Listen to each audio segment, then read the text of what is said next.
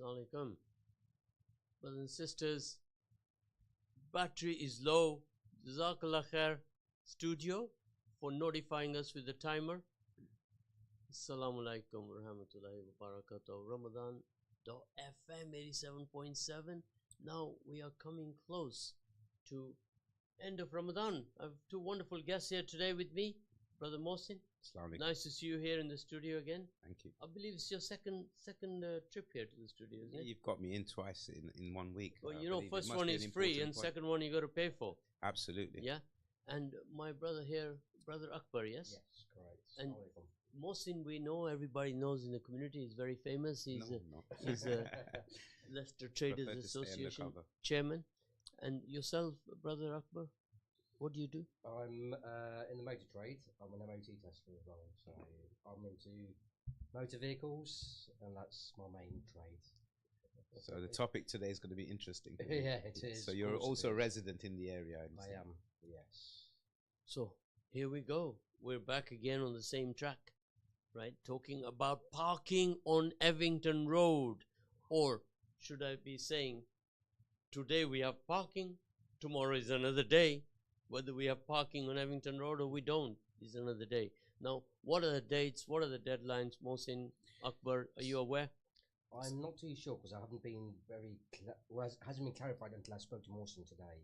From my understanding, it's the 2nd of April, if I'm not mistaken. 2nd of April, yes. Yeah, so just a top line for listeners that weren't on the show last week or listening to the show last week. So there's been a proposal for a residence parking scheme.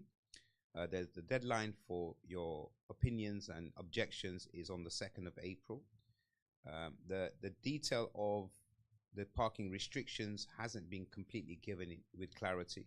So what I've decided to do is obviously give a bit more clarity to residents as well as traders so they understand what the scheme entails and what the impact may be in a positive or a negative way, so that people can make an educated decision and put their opinions forward to the local authorities by the 2nd of April. And that's the whole idea here. So we can run through obviously a number of points and a number of details of what may happen. The main ban is 22 side roads off Evington Road. They're looking at a complete ban on visitors parking. It's just a resident scheme that would run for 24 hours a day at a cost to the residents of £35. And as you know, with local authority, for one car, or for one household, and as you know, cost may spiral year on year. So if you got 2 cars, it'll be £70.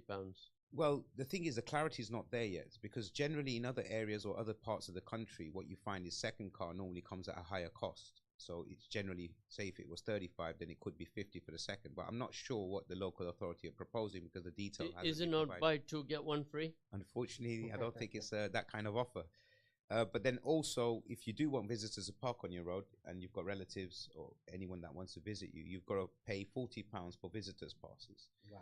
So potentially, the 22 roads are definitely going to generate a big income for the local authority. If you're repeat purchasing visitors passes, you're having multiple cars, the income that's generated for the local authority can go into the hundreds of thousands. However, if that's spent correctly in the community, then I'm assuming that would be a good thing, right? Of course. But we have seen areas in Leicester, like off London Road, for example, where permits are there. But unfortunately, the roads are really in really bad state. So they've got huge potholes. You've got speed breakers that are high and low. So the money's not being invested in them areas. And then I would ask the question to Highways, which is the department that's looking after this, is that are we going to really enforce these these bans and these restrictions? Because at this moment in time on Evington Road itself, we've got double yellow lines, we've got bus stops with no stopping, we've got zigzags.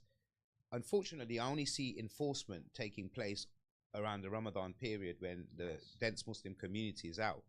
But generally, you don't see a lot of wardens. And in the past, I've had conversations with the Highways officer, and he's mentioned not having enough money or resources to be able to put parking wardens every day on Evington Road. So now the question raised is, if that's the case, how are you going to police and enforce the residence bays that you're proposing? And what kind of impact will that have on people's household finances as well? And remember one thing, there's no guarantee on you finding parking on that road, even if it is a residence parking scheme. So these are all the points that I've tried to clarify to residents as well as traders, so they get a better understanding. Because if by having language which basically doesn't give you too much detail, then you're making decisions not learned, you're not educated on what actually is going to happen. And remember, with any decision that's made, once it goes ahead, there's no turning back. And the main, I think, focus at the moment is the financial side, only because everyone's squeezed right now in terms of finance. Cost of living's gone up. There's a lot of things that are impacting people financially. And then to add another cost, which potentially can go up year on year, just like your council tax. So it might be £35 this year. And I remember last year when the proposal came in, it was £25. So already it's gone up £10 and it's not even been implemented. So what we got to understand is, will this go up year on year, just like a council tax? And will we be able to afford to park our cars outside our houses? And that's the question I ask you as a resident. It's off Evington Road. Off Evington Road. Well, the way things are going at the moment, as you mentioned before, cost of living has gone up. Now to have something else implemented upon us, where parking should be free. I've lived in this area. Well, my family's been in this area before I was born. Sure. I've been here 46 years of my life. I've seen the roads change, but I don't think it's viable for people who live in the area, who pay council tax already, who've got a high level of spending on gas, electricity, and everyday day-to-day upkeep of themselves, who pay an extra tax. I think it's ridiculous. And as a resident, do you struggle with looking for parking? Well, personally, if I come to Evington Road, I don't struggle with parking outside my own house. It's very rare that I won't find parking outside my own house. Okay. But most of the time, yeah, parking's there. If I've got to come to Evington Road, because I'm a local resident, I will just walk it up. It's not going to affect me in that sense. The only way it's going to affect me is if I have to actually pay for parking, which I don't see I should. I don't think it's fair. I think Leicester Mercury raised the point last week in the article was it was more about visitors visiting the area and parking illegally. Do you think that residence bays would actually solve that problem? No, of course it wouldn't. And why do you answer? Because it depends how many. We're living in an Asian community right now. We have guests coming in from all the time, different people from different parts of the country, even different parts of the city. What is the cost you have to pay if you have a guest coming to your house? So without any clarity, it's just a blanket £40 they've said you've got to pay for if you want visitors visiting you. But we don't know. You have to come and then collect that voucher. Then you put that on your car for your visitor. But the detail of how it's going to look is not there. So we don't know if it's going to be a book full of permits or is it going to be a pass that you transfer to different visitors. And if it is a book, do you have to repeat purchase that in a year? So you might end up with 2 books, say a year. That's £80 plus your £35 plus your second car, another £35. So the cost does spiral. But like Akbar said, he doesn't struggle with parking outside his street. And my opinion on the fact that Leicester Mercury brought up this topic about visitors is the reason why these schemes are implemented. Well, visitors are not impacted by this scheme because the impact is on Evington Road and not on the side roads. So if they're parking illegally, it's on the WL lines on Evington Road. Yeah. And we have got 1 hour bays on Evington Road, but unfortunately they're not enforced, which means that I could leave my car there 24 hours and no one's going to give me a ticket. And I feel that the enforcement needs to start on the main road and it needs to be enforced correctly because we've already got restrictions there and not just in Ramadan. And if you enforce correctly throughout the year, then maybe you'll see the problem disappear from the side roads. Exactly. But because nothing's being enforced and then more paint needs to appear on the roads now, when do we actually stop painting the roads? And when do we start enforcing is my question to the local authority. Of course, now we had a meeting, iftar, we had an iftar invite to the councillors, and to the councillors for this particular area, they were very good of them to turn up, and we discussed this matter with them. And they had also raised concern for the residents, not for the traders. I don't think anybody really cares about the traders here on this road. And I had to tell them the history of the road, tell them the history of trading here, and how this road has become worldwide famous. Yes. Because the shops that have been trading here over the last 7 years started their journey local on Evington Road. They went national and then they went global. Now, I don't think so that we should underplay that achievement, because nothing greater than 2016 when Leicester won the Premiership has happened on Evington Road. Sure. So this is a cause of celebration. It is, and we need to celebrate Evington Road. And what you just mentioned about the local councillors not supporting the traders, I mean, I'm not sure if that's true or not true. However, what I can say is that... I'm not saying they're not supporting. What I'm saying is that this is feedback I'm providing to you. That the concern about residents. That traders were not discussed at all. The loss of revenue if they lose jobs in your business. How many people work in your business? Yeah, so I have four employed staff. So if you are going to lose your trade, sure, they'll be out of a job. They'll be out of a job. Not just that. I mean, the impact of the investments we've made to set up a business with, I mean, and we've done it off the back of the fact that we've received a license from the local authority to trade in fast food. We've got planning for the opening hours that we trade on. And then we've got highways taking away the parking for them hours that we want to trade. That's what doesn't make sense, is that it's like pulling the carpet from underneath you after you've made a significant investment. The other thing is the road is thriving, and the convenience of the road due to all the shops and the fast food outlets and the laundrettes and everything else is there, which makes the area thrive. We have a call, if you guys are okay for a call line. Sure. Assalamu alaikum. Yeah, the call is... Yes, assalamu alaikum, brother. How are you? Hello? No, call is not connecting. We have technology issue here. So, all of you listeners, if you do want to voice your opinion and you are living in this area, don't be calling me from Melton Road, because we're talking about Evington Road and nearby residents. Nearby Evington Road is 0116 4822 or you can send a WhatsApp on 077 488 55055. You are listening right now to Ramadan FM on 87.7, and in the studio with me is Mohsin, Seth, Leicester Traders Association Chairman, and we have a resident, Akbar. How are you? Good, thank you. So there's a text come there, why don't they have a referendum vote on parking? I discussed this with the councillors. This particular issue is that is something you have to carry out by yourself, sure, door to door. And I think if this thing is going to get over the line, either way, you need to reach out to everybody. Everybody. Explain to them exactly the pros and cons. If parking permit is required, how much is going to cost them? Visitors, how much is going to cost them? On the other flip side, how much the council is going to make on it. And I discussed this with the police commissioner as well, and the police were here, constabulary, and they were of the opinion that, look, that revenue does not affect national government. It goes into local government, and they are the ones who are going to use that money for whatever, either to balance their books or to bring more revenue into the system. So national government is not at all involved in that. Sure. So it's very much local. If you, the people, don't come out and work together on this, I'm going to ask you a question, Akbar. What do you see as a solution to this?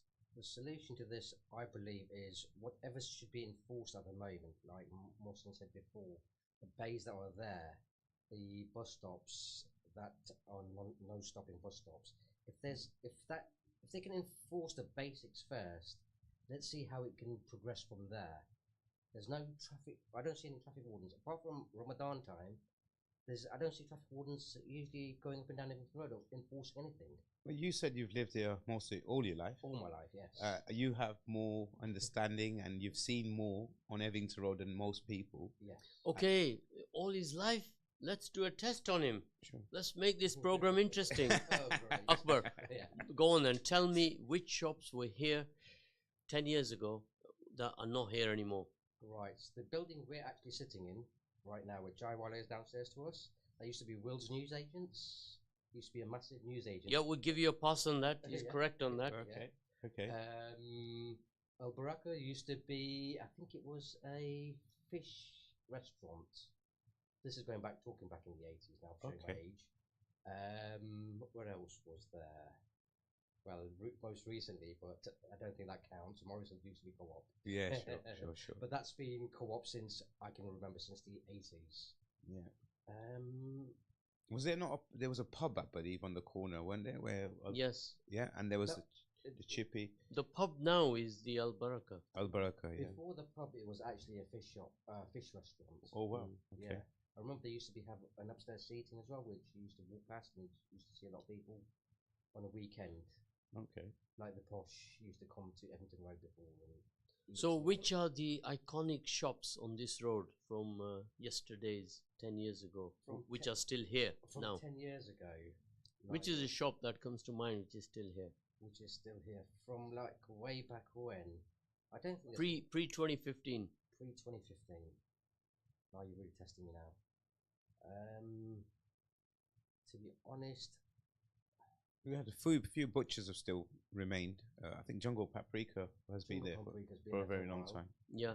So, what we are saying, guys, that in 10 years we've had a shift. It's been a major shift. Yeah. We've had new arrivals come into. I was told by the constabulary that over at the top where the one-stop shop is, Yes. there is a contingent of Bulgarians who have moved in there. Okay. And we've had a transit traffic of people coming and going, right, over at the top end. Now, due to this shift, we also accordingly have to accommodate tomorrow as to what's going to happen here in 5 years' time. The shift is going to continue. We have a message here. Why can't there be parking block either by one stop where the council have put benches, which is also a dead-end street, or the BT building on Evington Road? Traffic wardens have only come to life heavily during Ramadan. And that seems to be raised constantly, to be honest. And the point about the BT building was also raised on our last show, where there's a building, if it's not being used, can we not use it? But it's the same question I raise, is that we give licenses to trade, but we don't give parking, which is just like giving a shopping mall license, but not to have parking. It just doesn't make sense. So we need to have that balance. And someone else is asking how much percentage of the £35 will the council take? I believe all of it. 100%. 100% of it. Why are the council not going to take all of it? Well, it's 35 now, as Mohsin quite rightly pointed out. It could be 40 the year after, and so on. It's all. Well, we've seen it in most. I mean, there's boroughs in London and places like that that have seen these schemes being implemented 20 years ago, and then what happens is year on year that cost goes up, and it doesn't stop. What started at £20 is now £100. So we have to be mindful. Once we implement something, it will continue to grow, and it will continue to drive your costs up. But my question isn't about if you're getting something and you're paying for it, fine. Okay. But is Now, there guarantees? Is the question I ask always. Akbar, you look very energetic to me, so I'm going to let you read that next message. Text Text council message. moves Sainsbury's to the end of Melton Road, creating plenty of parking there without the need of permit parking. Yeah, that's a valid point. That's a valid point. Okay, now, solutions, that's what we need. We need to all work together, Of course, yes. right? Sure. Do you agree? 100%. So, one of the councillors pointed out to me that I don't like to engage because they shout and scream, right? And they're very rude. I investigated this and I found out there was a meeting at St. Philip's and there were two matters mixed up. One was the license for the charity bucket collections and one was the parking issue. Okay. So they crossed over each other. Now, who was shouting? Who was professional, calm? Only the people who attended there can tell me that. But it is going to happen. Well, It's these not residence possible. meetings that happen with councillors are there for a reason. It's for people to voice their opinions on measures that are being taken by the councillors.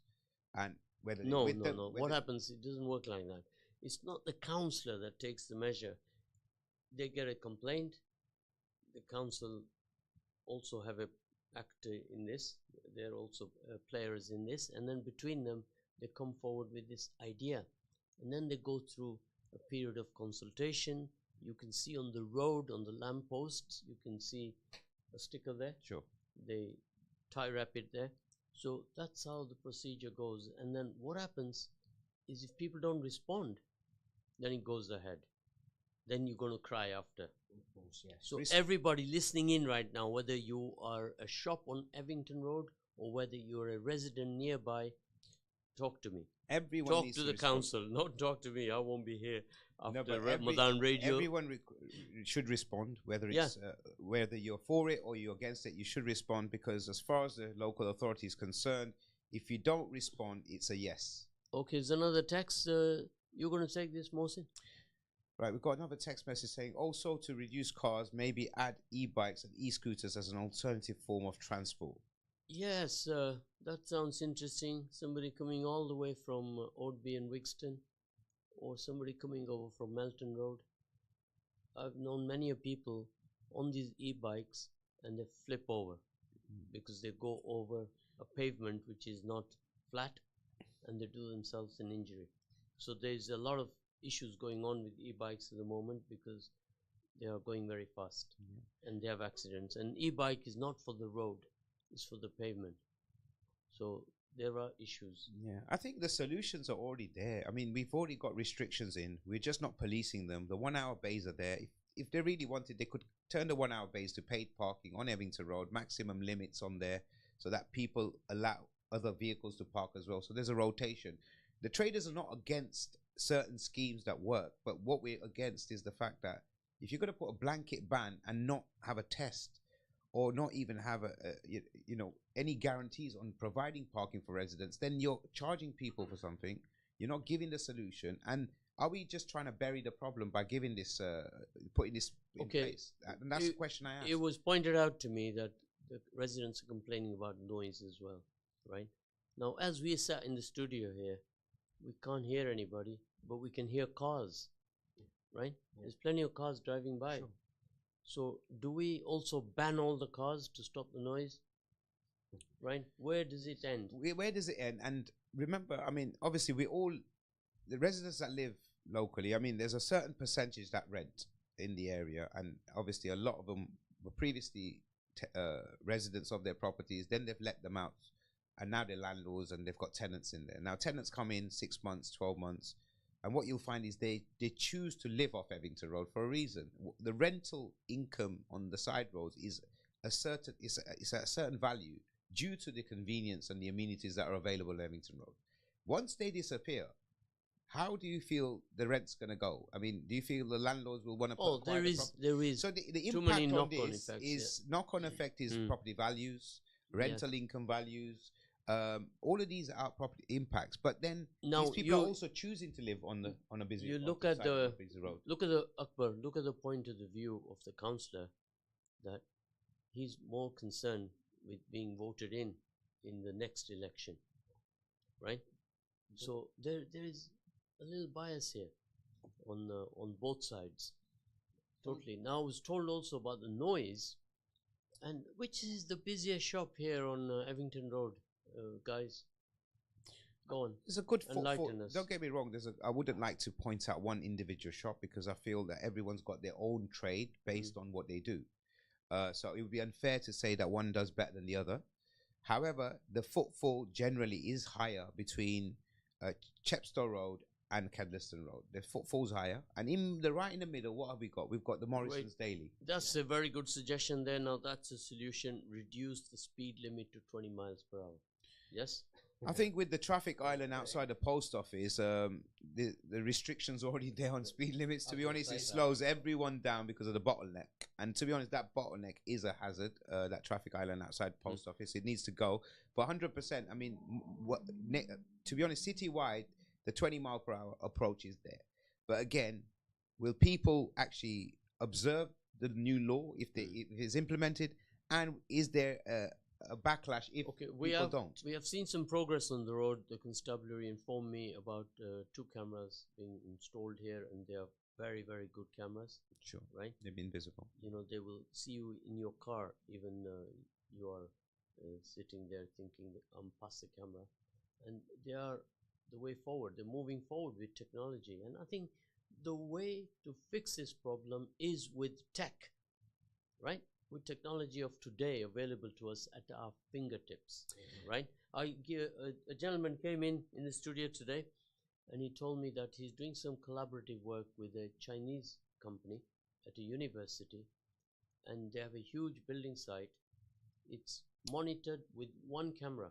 Wow. And he said, one camera, if any worker on that site is not wearing his hard hat or is not wearing his high vis, immediately there's a fine comes up on his mobile phone, right? Wow. To him. Now, if you are talking about China and they're deploying technology like that, then I'm sure that is the solution. It's That's a solution, one of the solutions. But my point's always prevention is better than cure. Meaning, if we advise visitors in the area to park carefully. So, for example, 2 years ago, I took a campaign on to put posters in every shop, just advising visitors, please park legally, keep the noise down, respect the neighbors, keep the streets clean. So throw your litter in the bin, don't loiter. These are all the messages we put out there. And as Muslims, it was part of our deen to ensure that these messages were heard, because they need to practice these, because it's part of our character. Yeah. So that was something we did. But I mean, obviously the council's not doing that though. The council's not putting the messages out. We are moving forward now, right? We're putting down solutions on the table. Is more better camera system for surveillance to create a preventive measure rather than to penalize. Penalize and then charge money. So we are moving forward in tomorrow as well to reduce costs, not to increase them. That's right. See, that's the thing I've noticed as well. If you weigh up the pros and cons of having this resident parking coming in, from what we've discussed so far, I can't see there's any pros to it. There's more cons to it, and everybody's going to be more out of pocket. The only people who are benefiting from this is the council, from the revenues they'll receive from us. Sure. But at the same time, I don't see any sort of infrastructure that they've put out there that's improved, like roads, potholes, pavements, anything like that has improved that all around the city. I think there's something, I'm not sure where the concerns are, but if you've not noticed recently, there's roadworks in a lot of areas of Leicester, and there's roadworks on the same roads twice. So you've got East Park Road that had roadworks, Melbourne Road had roadworks, you had roadworks on Evington Road, you had roadworks on Wakeley Road, all happening at the same time. Yeah. And sometimes you feel that, is this been planned well for the traffic flow around the city? You know, how could you just restrict so many roads at the same time during term time, during school term time, not even off term, and then expect the traffic to flow around the areas smoothly? No, this is and not, again, is not this for us. This is something for the highways. It's a question. I guess it's the same department that deals with this, and that's why I brought it up. That are they making decisions correctly? And this is going back to a decision. This would not be the right platform to even think about that problem. That's something you got to take it up directly with them, and the boss at the highways, the council. I think it's good to ask him that question, and he can answer it. But going forward, we are going to, either one way or the other, we're going to get a result. Sure. Whether it's a negative one or a positive one. But we are thinking now, what if they put the red route on now? Yesterday, a guest came here to the studio, and afterwards, he was giving me a lift, and he was walking halfway down there to Staveley Road. I said, why you park here? He says, oh, there's going to be a parking issue there, so I might as well get used to parking far. I says, far? It's almost half a mile. It's cold. And his answer was that, yeah, you're right, you know. I said, now all these residents are going to complain because people like you are going to come and start parking here. Well, it's definitely going to push the problem onto other roads, 100%. He said, well, what do you want me to do? It's either I don't come or I park here and walk. Yeah, so the point you've made is quite clear, that once the restrictions are in place in this area, it'll then impact the areas off Chesterfield Road, and then, which is something I brought up in the last show that we were on together, and then it pushes the problem onto East Park Road, and then it carries on to Greenlane Road, and then it ends up on Uppingham Road. So what happens is it continues to push the problem. Every area, every road becomes a residence If we parking. carry on going like that with your calculations, the visitor here is going to end up at Narber Road. Well, he might end up park and riding at Voss Park, you know, Or even leaving their vehicle there and taking a bus into Leicester, because they are visitors we're talking about. So, yes, it can lead to more problems, and it's gonna. But then you just mentioned red routes, and that was something that came on the radar last year, maybe looking at considering red routes. But if it goes that way as well, you've got restriction ban on the side roads, you've got red route on the main road, then you're talking about no one being able to park anywhere. And that leads to exactly what you just said, which is there won't be anywhere for anyone to park, which means that businesses won't be open, and visitors won't visit, even their relatives. And that's the position we're going to be in. So, Akbar, two positive ideas. One is a car park. Yes. Yes, we have to think ahead. We cannot make short-term solutions. We need a long-term solution. We need a solution for the next 5 years at least. Yeah, minimum. Right? We have to think ahead. The world is moving very fast across the board. And if we carry on with a 19th century brain, we're not going to move forward. Sure. Right? So all of you listening in right now, we need a solution. We don't want debates, and we don't want arguments. We don't want to eat each other's brains on this matter. We need to put solutions on the table. And we need right? We've got 13 minutes. We'd love to hear from another caller.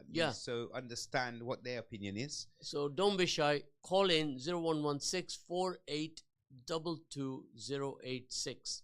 And WhatsApp is 077 488 55055. And you can even text in, like some of you have been doing that.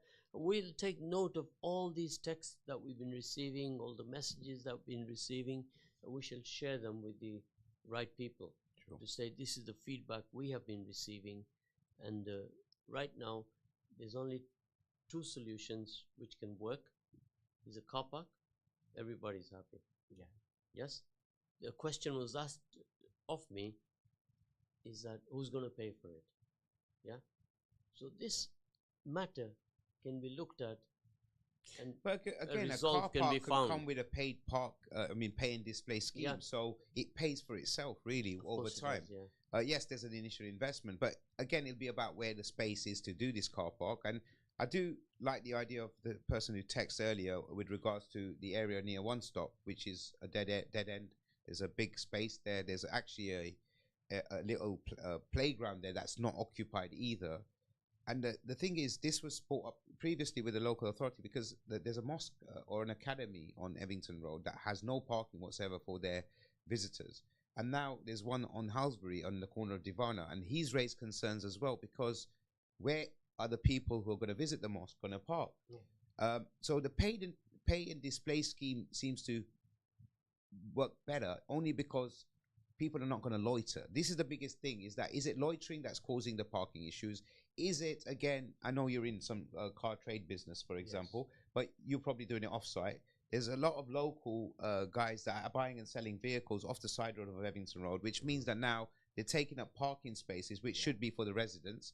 So is it really the traders causing the issues? Is it the visitors? Is it not people who've just a tenant that's decided to trade cars? That's apparently a resident brought it up in one of the meetings with the residents association meeting, which happened last year, that he calculated up to 200 cars were parked on the side roads that were ready for sale. So again, is this the right thing to do? Is trading standards actually looking at this and thinking, actually, are they allowed to trade cars off the side roads? So these are questions that need to be raised. Are we? And I welcome city officers to visit the ground. That's what we need to do. Akbar in here.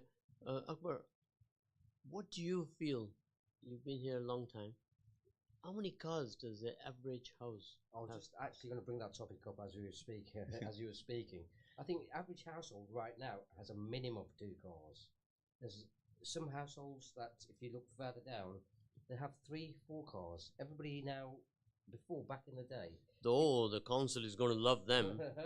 Yeah, So what exactly. he's saying is average 2 cars, and 1,600 homes are currently affected. And say, for example, 80-20 rule, say 20% don't have vehicles at all, but that's still over 2,000 cars that need to find space on the side roads of Evington Road without any visitors. And without any cars from the traders. Yes, that's correct. Mostly when you've got how many? You said you have I've four got 4 employees. staff, but fortunately two for of me, them well, drive, do they? no, fortunately one drives, but he'll only bring the car in now and then. The other, they all walk, and that's what I'm finding is that there are people that walk, and a lot of my visitors, to be honest, walk to the store. So when people say visitors are clogging up space, are you sure it's not just the delivery drivers? And if it is, are they not here for 5 minutes? The time is very short. You got till 2. We have another caller. Please put him through in the studio. Assalamu alaikum. Assalamu alaikum. Salam, brother. How are you? Alhamdulillah, brother. So I've been listening to your debate on the parking permit and the traffic and the parking. So what I would like to say is that having the parking permit is not going to solve the problem, because I lived myself there for about 3-4 years with my uncle, just on the Conway Road, Yes. And then I moved away once I got married to the Bartholomew Street, which is where I had the parking permit as well. What I want to say is that I experienced same amount of people, same amount of cars, and I didn't feel any difference, So I'm just saying that having parking permit is not going to solve a problem. So do you think... What would solve... Yeah. Yeah, I was going to say, so you've experienced both. You've actually been in an area where there's no permits. You've been in an area where there is permits, and you've not seen any difference. I guess the only difference you've seen is a hole in your pocket, I guess, with the finance. Exactly. And then where I'm living right now, there is no parking permit at all. So it's like a free parking. It's just like a residential parking. Sure. And I'm still experiencing the problem with the car park, parking, where I'm seeing people. So I live off Evington Road now, so, just off Humberston Park on Turner Road. Yeah. And I see we have a local business as well, same as Evington Road. We've got quite a few takeaways. We've got Iceland. And I still see people parking on my street during the daytime. And I'm still not, sometimes I struggle for parking myself. And do you feel like the focus on Evington Road is heavier than other areas of Leicester, even though the same problem exists in other areas? I think the problem of, people has been complaining about noise, because we see more and more people, attending the takeaways, restaurants, picking up food, dropping off food. So I think the problem is not the car. The problem is the noise. It's just so. I think the council just got diverted, thinking that it's more. If they ban more cars, it's going to solve that problem. The noise. It's not going to solve anything, according to me.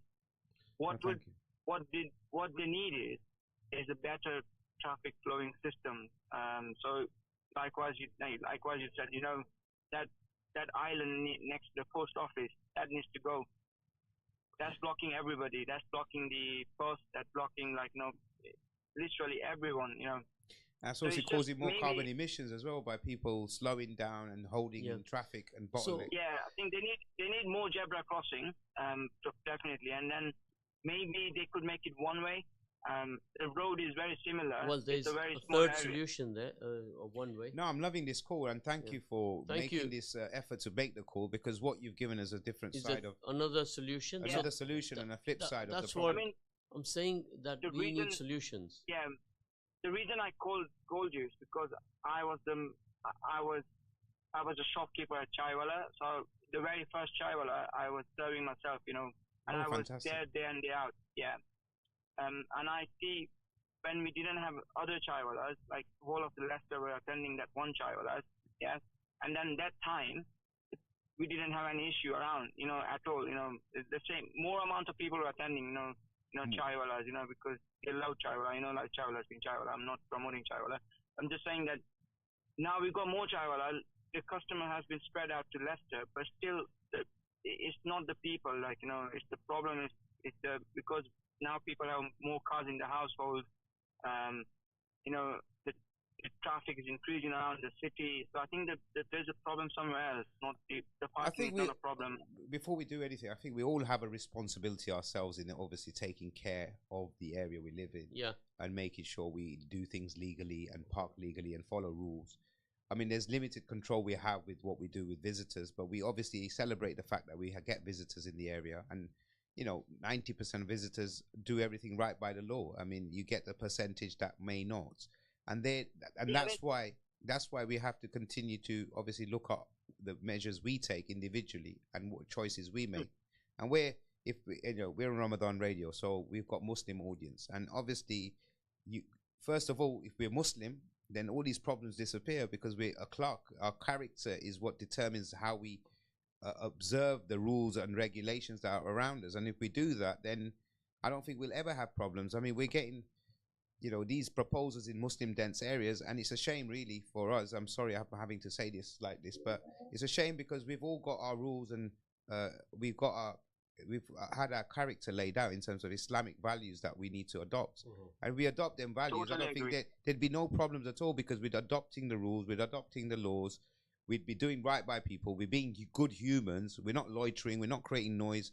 If we adopt Islam, I guess, then we don't have any problems. And I think that's totally going back to agree with basics. you. I mean, the road is as bad as, it's getting as worse as like Coventry Road in Birmingham. Like, it's so, I mean, it's just, if we do what is right, like, according to Islam, being a Muslim, then I think that will solve like half of the problem. More So than I half. totally I think agree it gives us 100% solutions, Islam does, and that's the advantage that we have that other people could read into. But that your character is obviously important. That we're in the month of Ramadan now, and it's a month of reflection and restraint, but this parking issue is just more than that. We've pinned it down now. Sure. Where we are is 2 to 3 cars per resident. Per household, yeah. Yeah. Now that On is average. the advantage for that is going to be to the council, because they have to pay for those, Yeah. and also the residents' cars, the traders' cars. Sure. Right, and then this is the negative part, and also negative is if the traders lose employees, if they have to dismiss them because they are not viable, right? It doesn't solve anybody's problem in the end. No, we'll have people unemployed. We'll have households with less income. We'll have more pressure on the Department of Work and Pension for universal credit. So there's a number of factors that will continue to impact, and just making this decision can have a domino effect. Akbar, you the best. Well, we need to eyesight. thank the Can you caller that read called last. Thank you very much, brother. Your call was really valued. Thank you, much appreciated, brother. Thank you. Okay, we have another. Okay, Assalamu alaikum. Salam. Okay, we have another text in. I have a permit, but I still don't find parking. That's one reason I do night shifts. So he'll be in an area where he has now that he's a victim of 2-3 cars. Possibly, Yeah. potentially, yes. That's right. Yeah. So I think when they try to make it us against them, we don't solve anything. No. Sure, no. Right? We are all one community. You're on board with the One Leicester theme, which is all about working together as communities, as councillors, as the city council, the constabulary. All of us should sit together and discuss this over a cup of tea and a biscuit. Sure. Right? Is that complicated to do? Well, it's the traditional thing to do. Everyone is No, everyone if wants not a cuppa. biscuit, then let it be a samosa. Right? But that's taking diversity to a different Yeah. level. And then we can find a solution. And I think rather than argue about it or debate on it and shouting over your voices, we need to put solutions on the table. Yeah, according to me, there is too many people in Leicester. Yes, there is too many, but what do? Do we move some of them over to Coventry because there's less people there? Well, I think having people in Leicester is a positive thing. I feel like people are moving to Leicester because they like Leicester. And Leicester's obviously giving them something that a question for the person who sent that text is, go and tell me how many people in the city of Leicester, and without Googling that, tell me. Give me a guess and tell me. That would be good too. Yeah? So when somebody makes a statement like that, there's too many people in Leicester, he's got to back it up with giving me the right figure, the right number, yeah? Yeah, absolutely. See, he's being more diverse, and he's not specifically talking about this area here. He's talking about the Leicester. Yeah, region. Leicester itself. I mean, but Overall, Leicester's got yeah. visitors all the time. It's going to have daytime population. You'll have a fixed population that live here. But the good thing about Leicester is, look, so we've got approximately, 369,000 people living in Leicester, according to the figures from 2021 census. Approximately, yeah. Approximately. Reality, I think, is more 400,000. When I last counted, I got tired after 400. So, I'm sure you did. yeah, Out there individually counting each people. Zed Yeah. would definitely count them individually. that's right. There are modern counting methods nowadays. Yeah. When you go into a supermarket or you go into a shopping mall, you are being counted. So Zed, I think we've got 4 minutes left. I think do you mind if I summarize just for the residents so they can make a if it's decision? okay with our guest, Yeah, our go ahead. esteemed Do you guest. want me to summarize the Yeah, points? Yeah. So Yes. just to give a bit more clarity. So I'm just going to run through a few points, and then what will happen is then you can make your decisions, and whether you're with it or against it, you need to respond by the 2nd of April.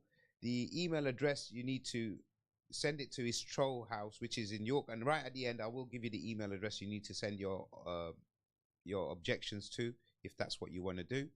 So just going through some of the detail of what basically it tells. So initial cost of your residence permit will be £35 for the first vehicle. In previous proposals, the scheme was £25, so they have put the cost up by £10. Traders will have to pay anything between £100 and £150 per vehicle. If you want visitors to visit you, then you'll have to pay £40 for visitors' passes. They've not clarified how many permits you'll get for that, so you might be making more purchases than just one-off. The cost of the permits may go up year on year, just like your council tax does, because again, it's a cost coming from the local authority. And yes, just to highlight from the previous text message, yes, 100% of the money goes to the local authority. There is no guarantee on getting a parking space on this scheme because it's just basically first come, first serve. Once the resident scheme is implemented, there is no going back because this is not a trial. Okay, this message we must read is very important. Sorry, I'll continue. But yeah, let's read the text message that we've received. I'm an Uber driver. When I finish my shift, I go on my street and I do Tawaf. So yeah. he's basically circling the road on my street until someone moves their car, and I keep on taking Uber drops until I find parking.